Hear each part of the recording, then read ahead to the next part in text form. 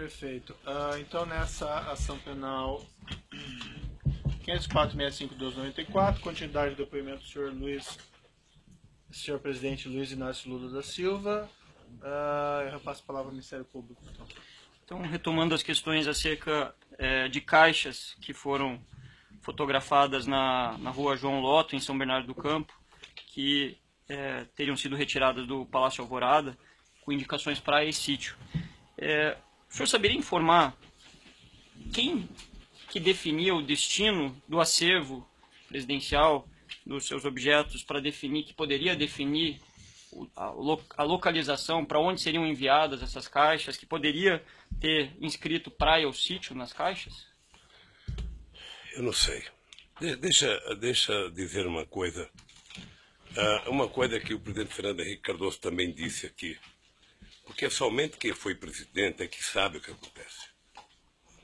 Eu nunca entrei nos porões do Palácio da Alvorada para saber se tinha uma, 2 ou 1000 caixas. Nunca.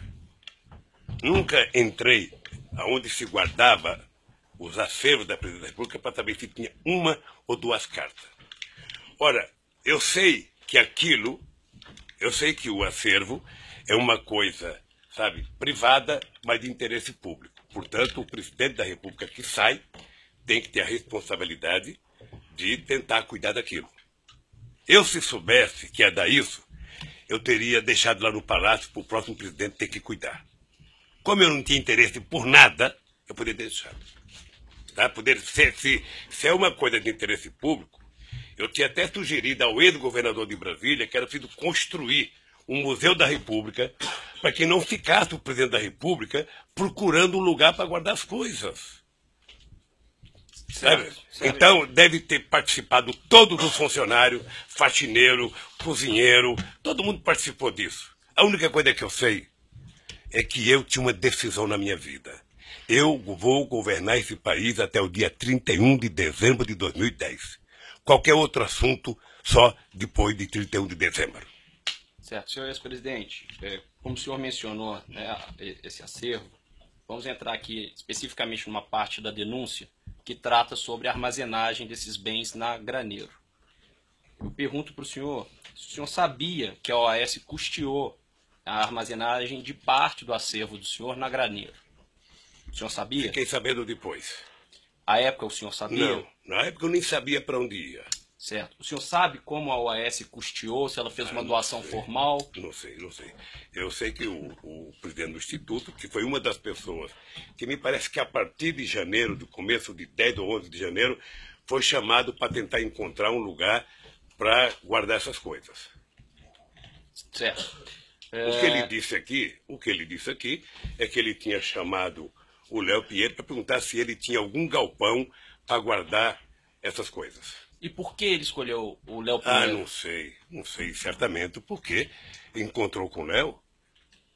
Só não poderia ser eu, porque eu não tinha. O senhor sabe onde ele se encontrou? Não sei. Onde Paulo Camoto encontrou com o Léo Pinheiro? Não sei. O senhor sabe se foi no Instituto Lula? Não sei. Certo. Nessa ação penal em que o senhor é réu, o Ministério Público Federal juntou a seguinte prova documental como anexo da denúncia. É o anexo 269. Excelência, eu vou pedir para mostrar para o interrogado. O anexo 269, contrato de armazenagem. Peço para o senhor dar uma olhadinha, se quiser.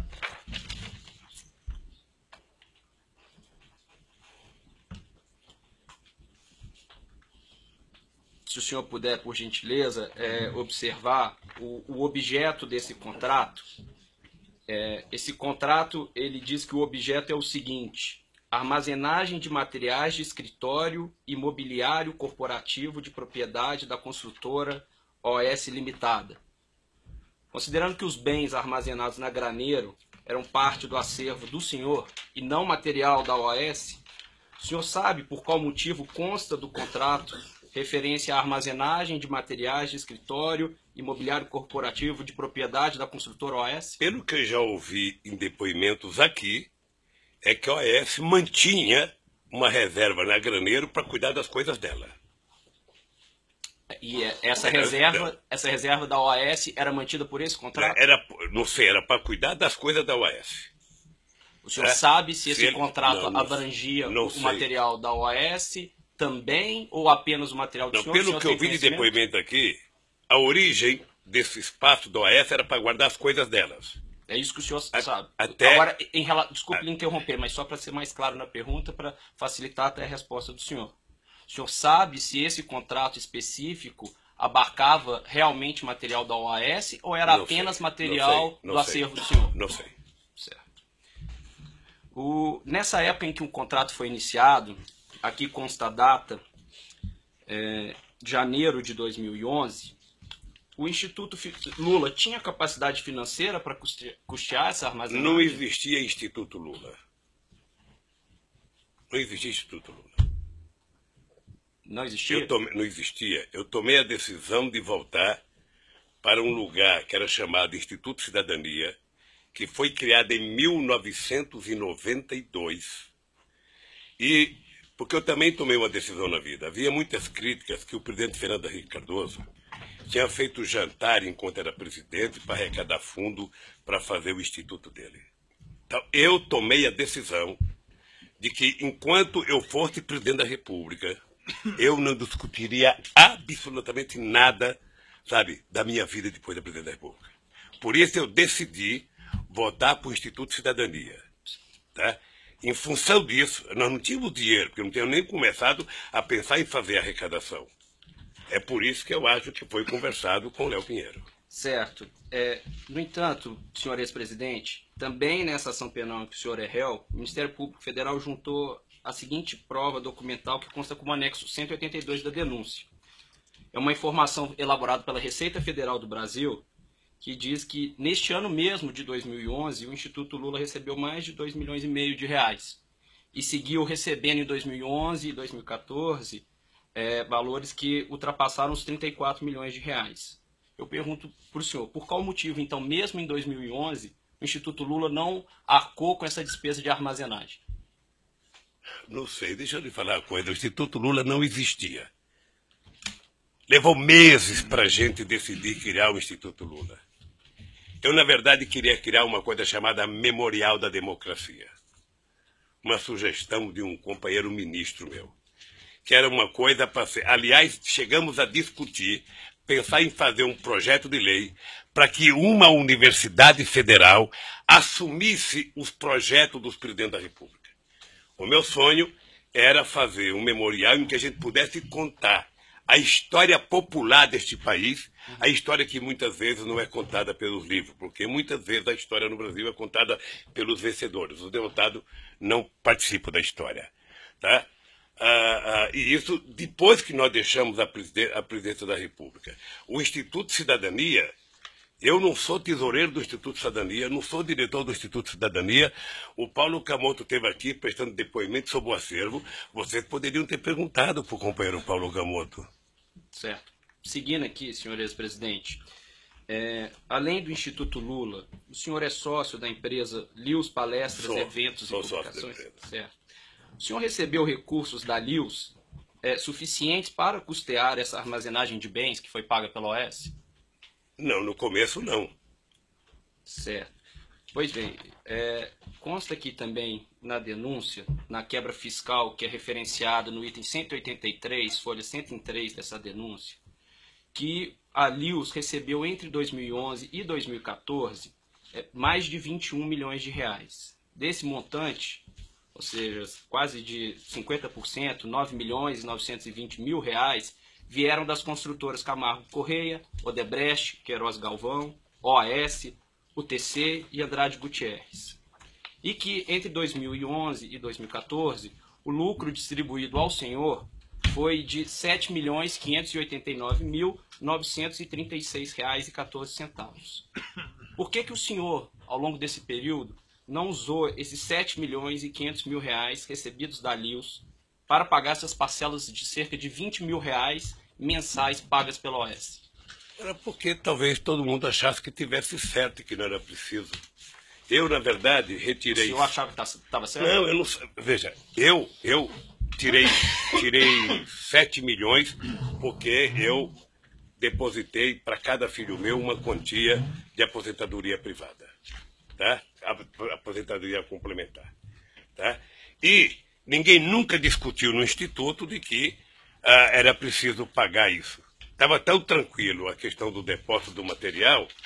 Sabe? Primeiro porque eu sei que o Paulo foi atrás dos sindicatos metalúrgicos, o sindicato metalúrgico estava utilizando o salão até hoje para fazer uma reforma, sabe?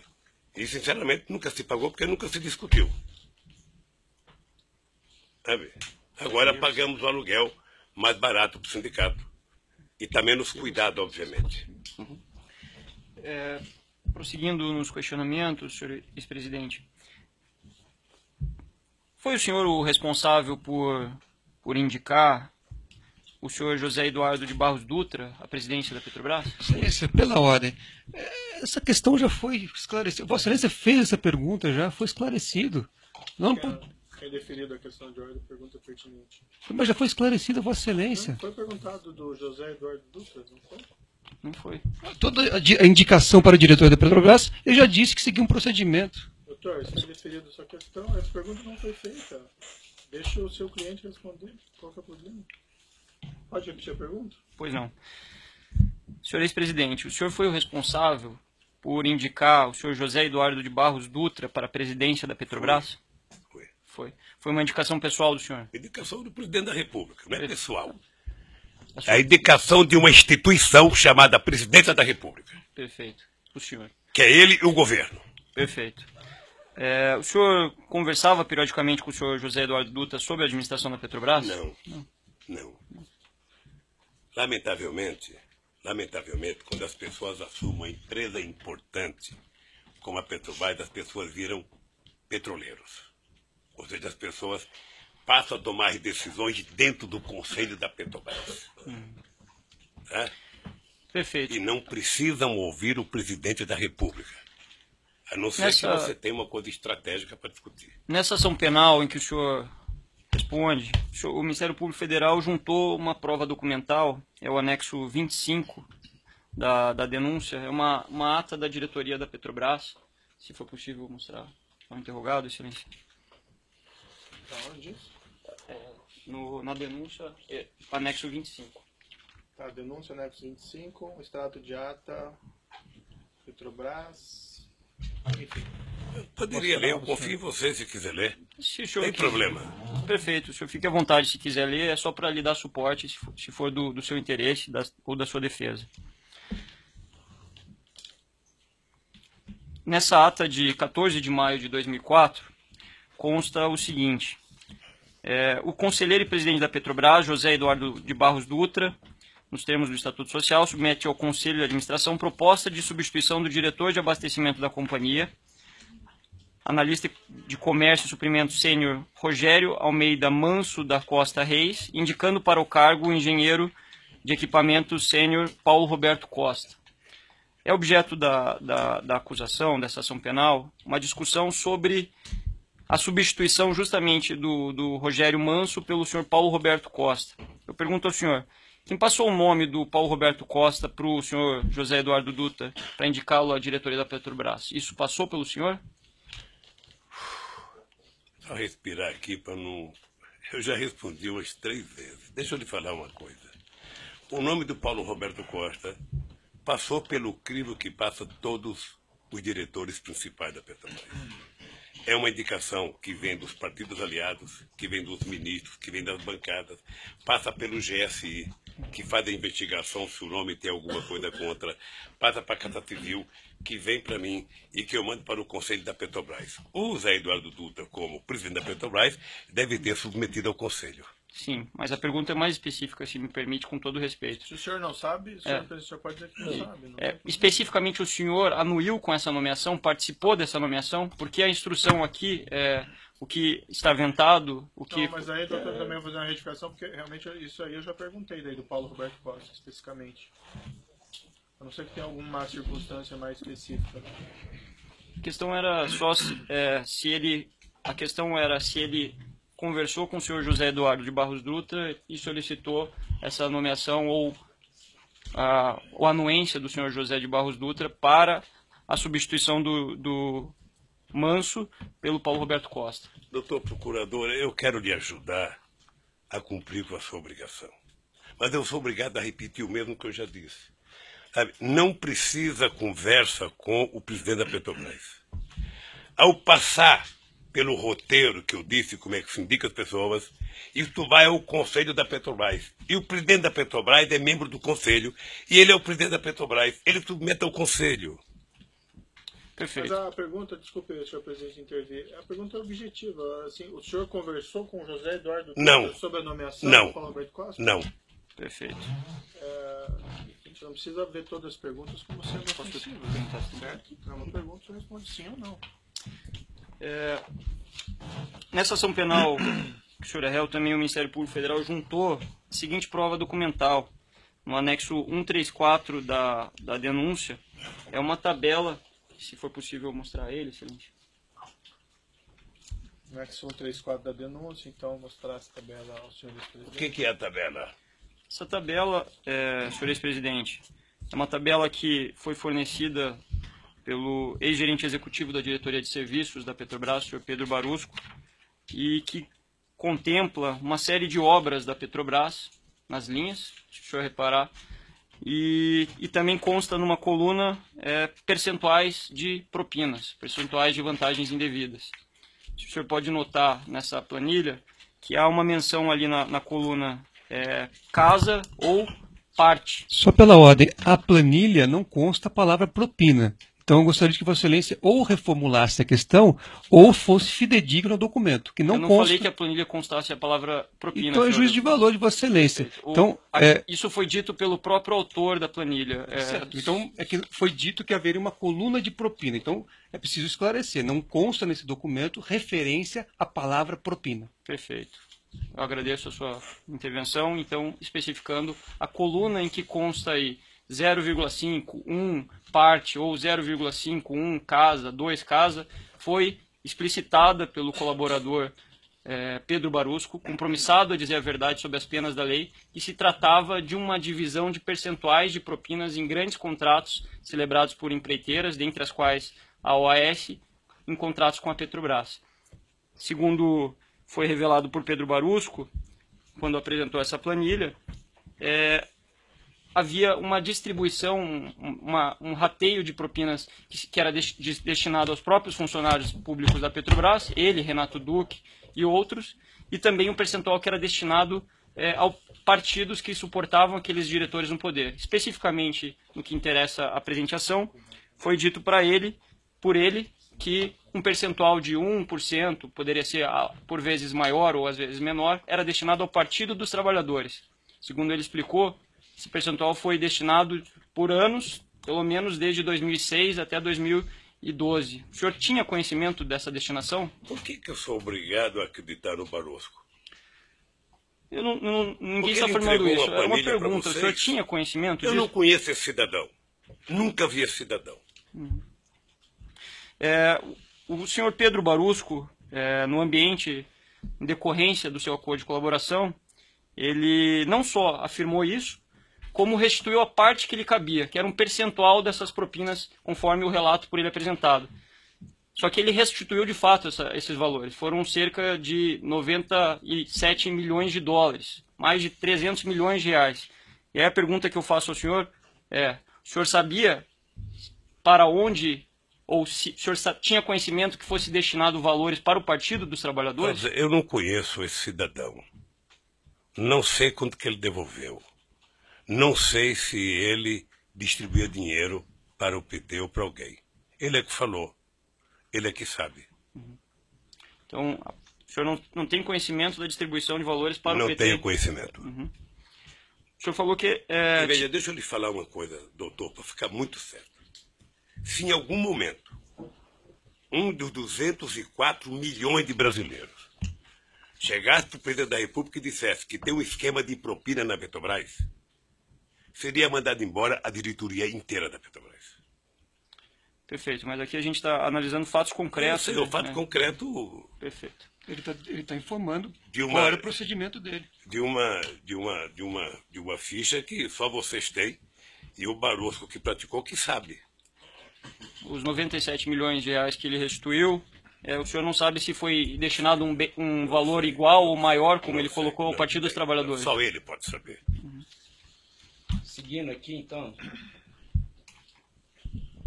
senhor ex-presidente, nessa ação penal em que o senhor é réu, o Ministério Público Federal juntou a seguinte prova documental no evento 724, que são registros de ligações telefônicas.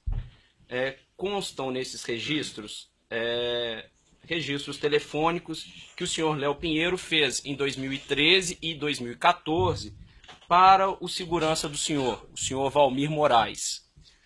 Pergunto para o senhor se o senhor tem conhecimento se quando Léo Pinheiro fez esses registros, ou essas ligações aconteceram entre Léo Pinheiro e Valmir Moraes, a intenção de Léo Pinheiro era falar com Valmir Moraes ou com o senhor? Certamente que era comigo. Certo. Além desses registros telefônicos, o Ministério Público Federal juntou também como prova documental marcações de encontro entre o senhor e o senhor Léo Pinheiro no Instituto Lula, dentre outros lugares, que constam nesse evento 724. Eu tenho a relação aqui para o senhor, se o senhor quiser dar uma olhada, eu acho que será pertinente para o senhor acompanhar as perguntas que eu vou fazer em seguida para o senhor. Mostrado aqui o anexo... senhor ex-presidente, anexo 27 do evento 724. Isso, e seguirá, senhor ex-presidente, existem outros anexos aí que também foram juntados como provas documentais no evento 724 dessa ação penal. Se o senhor puder ficar nesse primeiro ainda, que é o primeiro que eu vou lhe fazer a pergunta. Consta nesse registro um encontro entre o senhor e o senhor Léo Pinheiro na data de 6 de junho de 2013. O senhor se recorda de ter encontrado com o Léo Pinheiro nessa data? Então não é o primeiro que eu recebi. Esse não é o anexo 27? O anexo está 27. Isso. Se o senhor puder observar a data lá em cima. Está aqui, está certo. Certo. Então, o senhor se encontrou com o Léo Pinheiro nessa data? Encontrei e ele fez uma viagem comigo para a República Dominicana. Certo. República Dominicana ou um país lá qualquer? Considerando que é 2013, nessa oportunidade o senhor conversou com ele sobre o triplex no Guarujá? Não. Conversou sobre contratos da Petrobras? Não. Certo. Se o senhor puder passar para o próximo anexo, por favor. Como o senhor pode observar também, é um registro de 3 de setembro de 2013. O senhor se recorda de ter encontrado com Léo Pinheiro nessa data? Eu não lembro se essa data foi a data em que ele foi falar comigo do apartamento. Pode ter sido essa data? Pode ter sido. Perfeito. E foi essa a primeira data que ele tratou com o senhor? Foi a primeira data que tratou. Perfeito.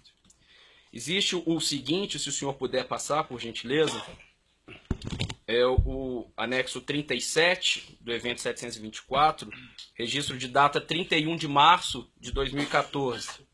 O senhor se encontrou com o Léo Pinheiro nessa data? Me encontrei. Senhor... Encontrei com o Léo Pinheiro e com o Rodolfo Torinho, que está aqui na agenda, que era o presidente do Sindicato das Indústrias da Construção Pesada. O senhor tratou do triplex? Não.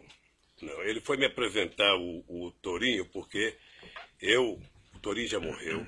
Eu era contra o Torinho ser presidente do sindicato, porque o Torinho tinha sido senador do PSL da Bahia, portanto era ligado ao Antônio Carlos Magalhães, figura que eu não tinha muito apreço, e eu achava que era, portanto, colocar alguém que tivesse uma melhor relação.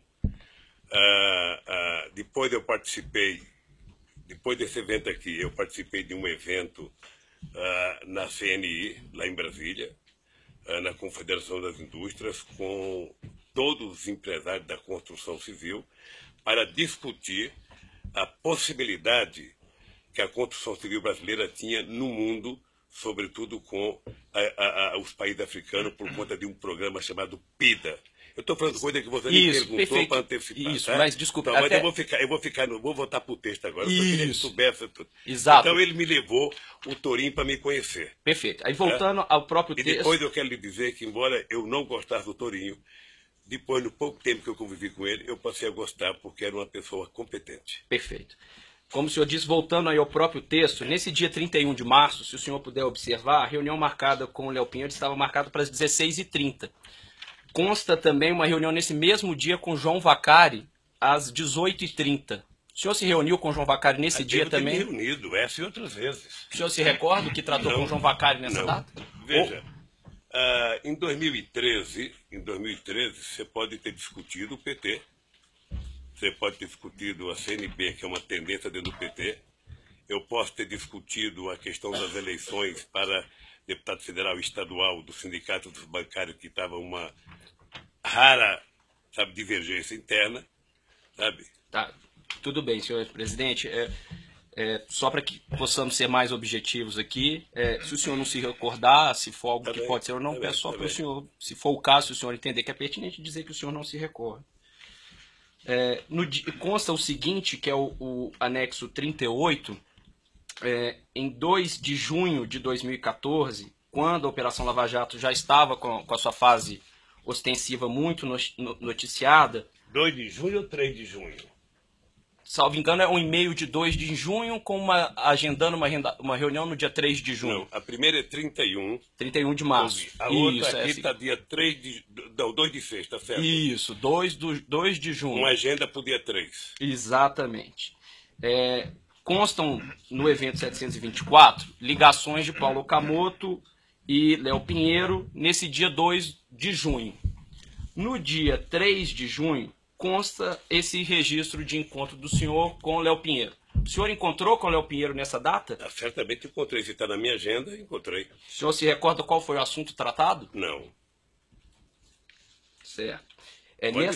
Pode ser viagem, pode ser, a economia brasileira, que nesse momento estava numa situação muito delicada, pode ser a questão eleitoral. Certo. O senhor tratou da Lava Jato nesse encontro? Não. Certo. Nessa data consta uma reunião do senhor Léo Pinheiro às 17 horas e uma reunião antes com Sérgio Machado, da Transpetro. O senhor se encontrou também com Sérgio Machado? Data? Isso. No dia 3/6. Se o senhor puder olhar mais abaixo, perdão, um pouco antes. Eu estou com uma data já de 25. Me desculpa, eu estou com uma data aqui. Sim, o anexo está escrito na parte superior, anexo 38. Então é aqui. Já tinha passado. Às 17 horas consta a reunião com Léo Pinheiro. Um pouco antes consta a reunião com o senhor Sérgio Machado. Não está aqui no meu anexo aqui. Tem 2 grifados em verde. Salvo engano, um é Léo Pinheiro. O Sérgio Machado foi me convidar para a inauguração de um navio, porque eu tomei uma atitude de colocar nome no navio de personalidades brasileiras, personalidades históricas. Por exemplo, recuperar o nome do Marechal Negro, Antônio Cândido, de colocar de Sérgio Buarque, de colocar de pessoas muito importantes da política brasileira que estava esquecido. Certo. E ele foi me levar alguns modelos, uma réplica de navios já feita pela Petrobras. Certo. Prosseguindo, peço gentilmente ao senhor que siga para o próximo documento, que é o anexo 43, prova documental juntada no evento 724 dessa ação penal. Registro de reunião no dia 25 de julho de 2014. O senhor se encontrou com o Léo Pinheiro nessa data? Você está aqui, deve ter me encontrado. O senhor se recorda qual foi o assunto tratado? Eu teria que colocar dúvida. O senhor se recorda qual foi o assunto tratado? Não sei o que foi tratado, não. Certo. Nesse dia, consta a reunião do senhor às 16 horas com o Léo Pinheiro. E uma reunião com João Vacari Neto às 14h30. O senhor se recorda o que tratou? Encontrou com o João Vacari nessa data?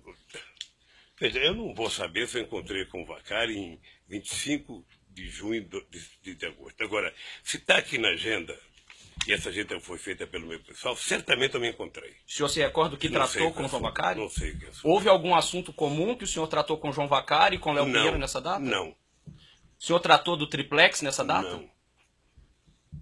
Eu vou até reforçar aqui. O Vacari nunca tratou comigo de triplex. Perfeito. Vamos passar para o próximo anexo, que é o documento anexo 44, prova documental juntada no evento 724 dessa ação penal.